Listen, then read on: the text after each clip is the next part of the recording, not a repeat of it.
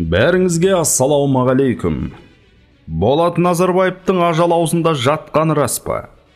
Оның өлгелі жатқаны өтірік, сап-сау адам деп пікір білдірген кім? Қырғыз ақпараты мен басқа да ақпарат көздері оның жалған екенін жайып салғандығы туралы не дейміз? Болатты қандай жаза күтіп тұр? Оның ендігі өмірі қандай болмақ? Бұл туралы өте өзекті ақпараттарды сізге көрген дұрыс.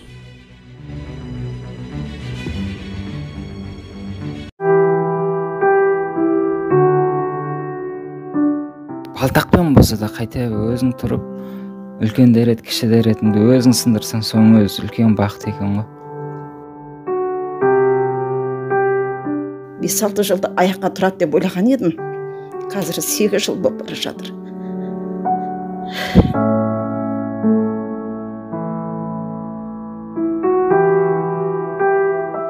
Қазақстан елі операция жасағанмен істей алмаймыз деп отыр. Израиль елі енді 100% гарантия жоқ, бірақ үміт сол жақтан болып отыр.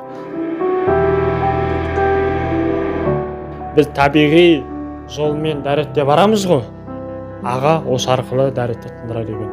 Анасына, осында көз жатына біз қуанысын білдіре аламыз ба?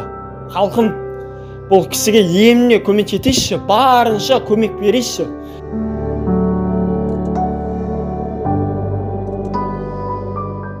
Соңғы аптада атышулы Болат Назарбаевтың өлім аузында жатқанын хабарлаған ақпараттар жиілеп кетті. Осыдан кейін жалғанды жалпағынан басқан бөкеңнен әне-міне айырылып қалардай күй кешкенімізді жасырып қайтеміз.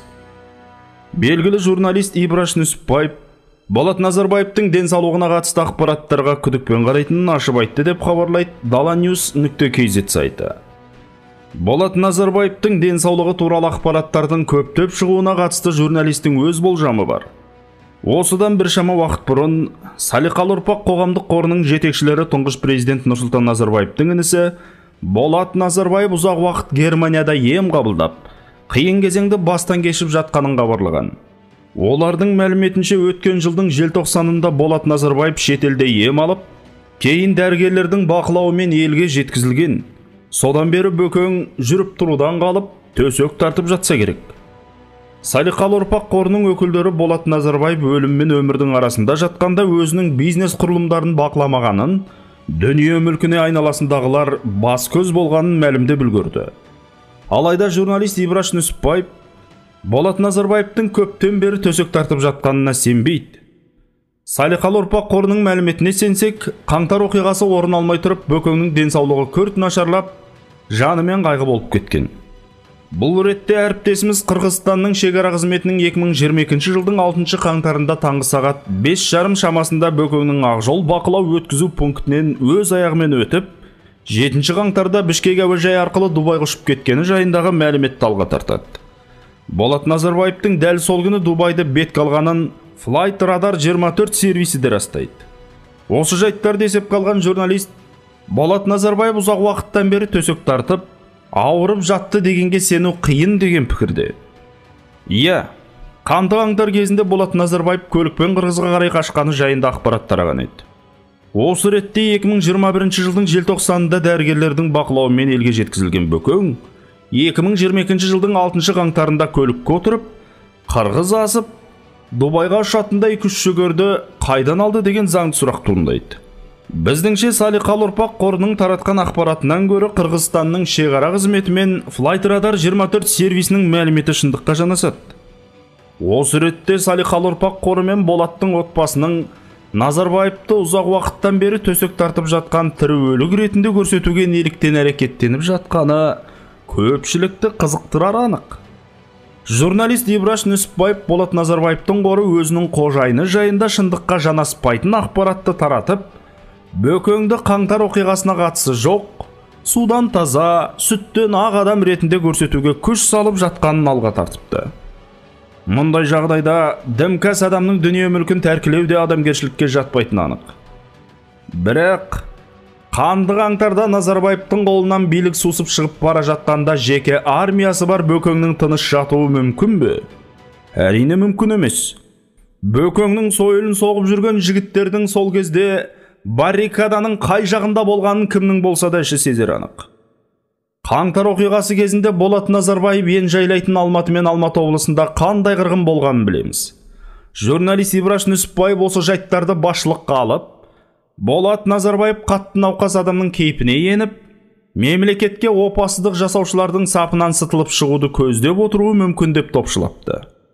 Айтпақшы, Бөкеңнің қызы Гүлмира Болатқызы күні кеше ғана Экспресс-ка басылымының журналистерін үйіне шақырып, әкесінің денсаулығы жайында сұхбат беріп, Бөкеңді қатты сырқат адам ретінде көрсетуге тырысып баққан тұғын. Гүлмира Болатқызы Экспресс-ка басылымына берген сұхбатында әкесінің 2015 жылы бүйректің созылмалы обырына шалдыққанын, Израиль ауруханасында ем алып, бір бүйрегін алдырған, донор көмегіне жүгінгенін айтыпты. Сол кезден бастап клиникалық өлім жағдайына түскен соң, барлық бизнестен бас тартып, тек денсаулығын күтумен болған. Қазір Болат Назарбаев сөйлей алмайды. Оған себеп 2021 жылдан бері көмей обырмен ауырады, дейді Гүлмира Болатқызы. Ал бұған сіздер сенесіздер ме? Ал Араша.kz порталына пікір білдірген сарапшы Қазбек Бейсебаевтың айтуынша Болат Назарбаевтың ауыр халде жатқан видеосын әдейі таратып жатыр. Нақтырақ айтсам, халықтың аяушылығын тудыру арқылы Болат Назарбаевты кешіре салайық деген пікір қалыптастыруда. Ал біз қоғам ретінде оның заңсыз іс әрекеттеріне баға берілуін талап етуіміз керек. Билік халықты алдай саламыз деп әбден үйреніп алған. Ал біз оларға нақты жауап бер деп талап етуіміз керек, дейді Бейсебаев. Болат Назарбаев қандай жағдайда болса да жауапқа тартылуы керек. Мәселен, қылмыскер бір адамды өлтірген болса, біз оны кешірмейміз ғой. Қоғамда Болат Назарбаев рейдерлік шабуыл жасады деген әртүрлі алып қашпа әңгіме айтылады. Оған жауап берілу керек. Өкінішке қарай біздің билік қылмыстық іс қозғамайды. Не болмаса билік Болат Назарбаев мөлдір бұлақ секілді тап-таза деп ашық айтуы керек. Олай айтпайды. Тек қана жанындағы адамдар қылмыс жасады деп айтады. Қасындағы адамдар ешқандай бұйрықсыз әрекет етті ме? Бізде осындай түсініксіз жағдай көп, дейді сарапшы.